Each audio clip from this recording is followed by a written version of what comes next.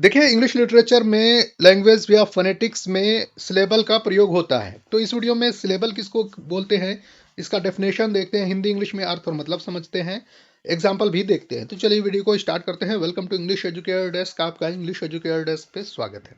देखिए, सिलेबल क्या है, समझिए इस शब्द को। A syllable is the smallest unit of pronunciation in written और स्पोकन। मतलब सिलेबल एक सबसे छोटी इकाई होती है, छोटी यूनिट होती है प्रोनाउंसिएशन में, उच्चारण में। लफ्ज की अदायगी में सिलेबल जो है सबसे छोटी इकाई होती है। या तो वो आप रिटन में हो अदायगी, या स्पोकन में हो, या फिर आप ये कहिए syllable is a single unbroken sound of a spoken और रिटन वर्ड। जब हम कोई वर्ड बोलते हैं तो हमारे वर्ड में जो उतार और चढ़ाव होता है, उसी उतार और चढ़ाव को हम सिलेबल बोलते हैं। वर्ड में हम कोई अंश खींच करके पढ़ते हैं, कोई जल्दी से पढ़ते हैं, तो उसी खींच कर और जल्दी से पढ़ने के अंश को हम सिलेबल बोलते हैं। और ये जो सिलेबल है, it contains at least one vowel sound. ये सिलेबल है, इसमें से कम एक वॉवेल साउंड होना चाहिए।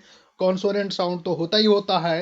And a word is always made of one और मोर सिलेबल्स। एक वर्ड है, उसमें या तो एक सिलेबल हो सकता है या एक से ज्यादा सिलेबल्स हो सकते हैं।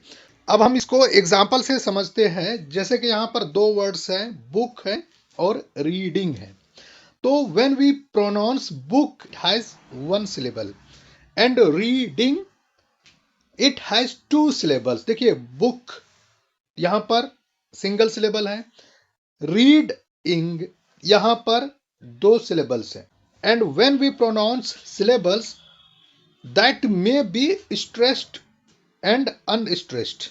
जब हम किसी वर्ड को प्रोनाउंस करते हैं तो उसमें सिलेबल या तो स्ट्रेस्ड हो सकता है, मतलब खींच करके पढ़ सकते हैं, या अनस्ट्रेस्ड मतलब जल्दी से पढ़ सकते हैं। अब जैसे कि बुक है, तो बुक में एक सिंगल सिलेबल है, ये अनस्ट्रेस्ड है। जैसे बुक तो हम जल्दी से पढ़ रहे हैं। इसी तरह से रीडिंग, इसमें दो सिलेबल्स हैं, रीड। यहाँ पर आपका स्ट्रेस्ड सिलेबल है फर्स्ट, एंड नेक्स्ट जो है इन जो है वो आपका अनस्ट्रेस्ड सिलेबल है। तो इस तरह से आप सिलेबल को पहचानते हैं किसी भी वर्ड में। ठीक है, तो उम्मीद है आपने सिलेबल को हिंदी इंग्लिश में और इंग्लिश लिटरेचर में, इंग्लिश लैंग्वेज और फोनेटिक्स में अच्छी तरह से समझ लिया है।